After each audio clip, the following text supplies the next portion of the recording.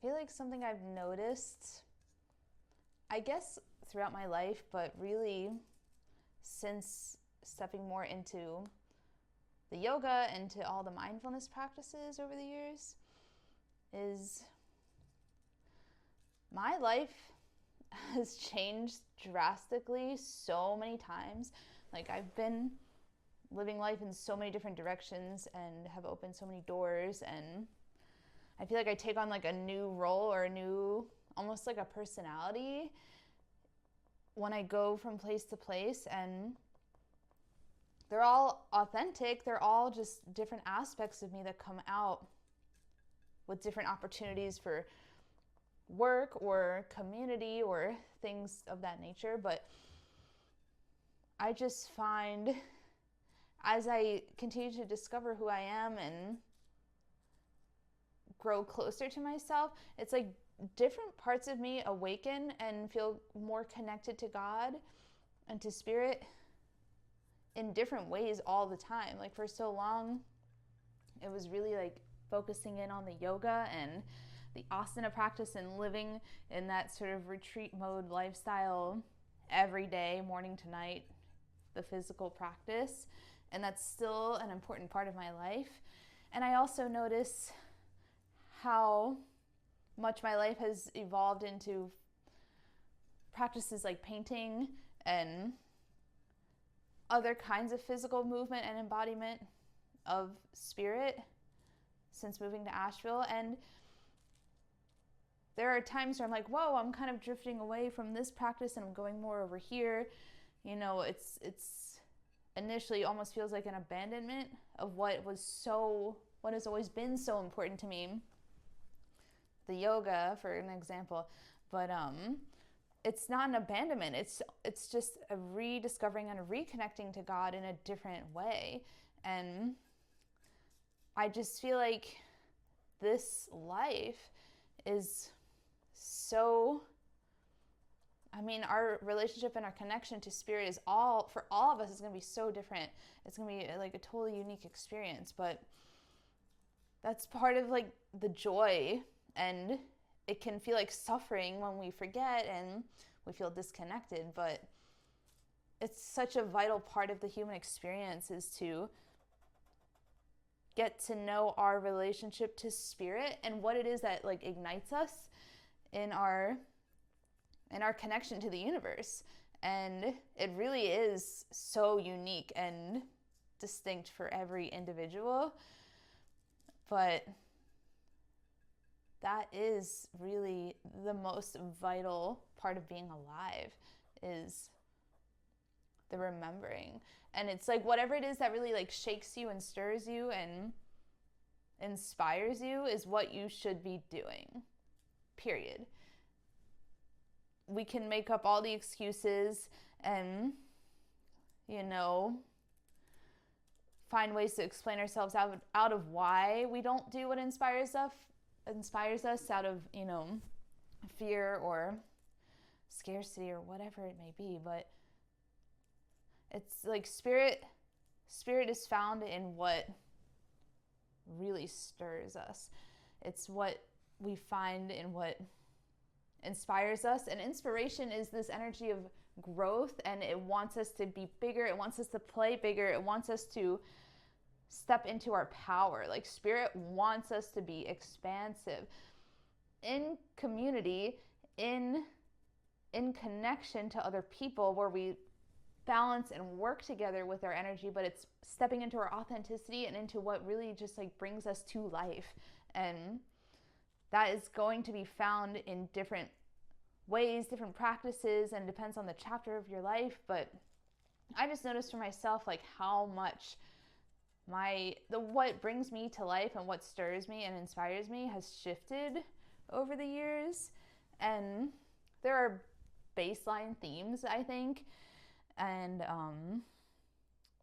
it's really, for me, what I notice in my relationship to the universe and in my connection to spirit is I always feel energized by it.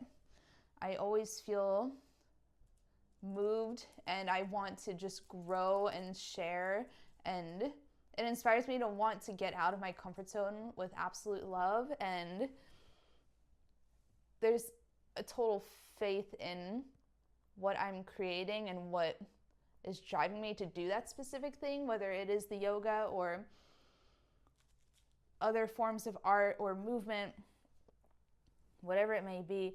I feel this total alignment and this sense of expansion when I do it. Even if I don't really think I know what I'm doing, there's still an energizing quality where it's like, you can do this, and this is important for you to do this, and it feels just awakening. I feel more alive. I feel like I'll wake up in the morning just like without thinking about it, and I just want to do that thing. Like, it's just boom, it's right where I want to be. It's on the mat, it's painting, it's dancing, it's cooking, it's whatever it is. It's just this very, I mean, you can't fake it. It just is this energy that almost wants to dance through me and dance through you. And you know it when you feel it. And the point of this life is to connect to the things that really stir us and move us in that way. And if you've never really quite felt that way before, that's okay, because this is kind of a world that almost downplays that, and we go through the motions, and there's a certain expectation of how to be in this culture, and to each their own, of course. But I feel like a lot of our ailments and our depressions and anxieties are a result of so many of us not knowing what to do with our energy and not knowing how to direct our Shakti and our inspiration. And we're fundamentally supposed to be inspired and supposed to grow and to keep evolving. And it's like, when we don't know how to do that, and if we're not encouraged to do that, our energy gets misdirected, and we like forget. We just literally forget. And you see so many unhappy, unwell people, physically, mentally, emotionally, spiritually, and people will find church or different spiritual practices, and that's what awakens them and moves them. And it can feel really desirable to want to like preach that or tell other people like, hey, you should do this. And maybe people will listen, but it's really not our job to tell anybody how to find God, not our job to tell anybody how to like connect to spirit. All we can do is do it ourselves and step into that energy ourselves. And maybe somebody will see what you're doing and be like, hey, I like your style. I like what you're doing. How are you doing that? How are you, you seem so alive. I feel so energized when I'm around you. When you're authentic, when you're living in your passions and in your inspiration, you're an energizing person. You like, it's attractive, it's inspired, and people notice you whether you like it or not. It's really like this magnetic quality that you carry when you're living authentically and when you're feeling really embodied and connected. It's just this sort of contagious thing. And then people are probably going to come up to you and be like, hey, what are you doing? Like, I like your vibe. And you're just doing you. Like, you're doing the thing that just awakens you and inspires you, whatever it is. And it's coming from your heart. It's not this external motivation. It's not what you're supposed to be doing on some cultural level. It's what your heart wants you to do. And it sounds, maybe a little cliche. It's sort of like follow your heart, but really your heart knows what you want. It's your Shakti, and it's the energy of awakening and what opens you and helps you to flow. And when you're flowing, people want to be around that energy. They feel connected and energized by you, and they're going to want to know what you're doing. And what you're doing when you're in that state is what connects you to spirit. It's your creative practices. It's what connects you to your body. It's what connects you to this place of faith that inspires you to want to expand.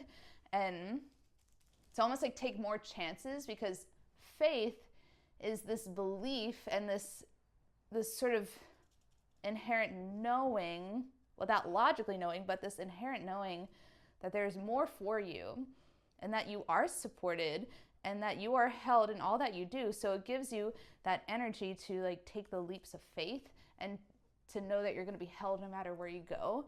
And that's really, people who take chances, people who step out of their comfort zones, like those are attractive people. Those are people that really inspire us, and it's like, wow, like you're really out there, like you're really going for it, and you're just like living life a different way. You're not following the blueprint, you're following your heart. And it's a beautiful quality that comes out of a faith in spirit. And we awaken that faith in spirit when we do practices that really connect us. So it's really just places where we find our flow, and we find ourselves connecting through our emotions and through the heart space. My paints are getting dry here. But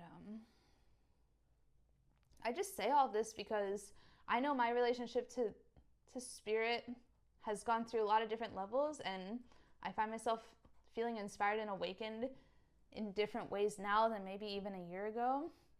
And it's such a cool journey. Like, I'll forget and have hard days and be like feeling really disconnected, and those days really suck. And then I come out on the other side and I'm like, wow, look at how, look at the relativity of my relationship to God, like how quick I forget, and then how quickly I remember. And it's not that anything majorly changed in the 3D. It's like the way that I connected and related has shifted. And it just changes all the time. And it's really up to each of us to better know and understand what awakens us, and to do that. It's not cliche. It's not just sort of fun, sweet, romantic words of like, do what you love. It's like, literally, do what you love. Do what you love, and you're never gonna go wrong. You'll always connect to the right people. You'll always find the right community. You'll always feel at home in yourself when you're doing what fundamentally awakens you and connects you to spirit. You will continue to evolve. You will continue to have faith in what matters to you because it's coming from your heart. And as you continue to listen to your heart and have faith in your heart, you continue to have faith in spirit, and only good can come from our faith in spirit and from our connection. And that is a direct result of actively doing in day-to-day life what really jazzes you up, what really inspires you and connects you to you, which is a direct result of connecting authentically to spirit. So do more of what you love. It works. It's only going to help you to open up to bigger and better things, no matter what.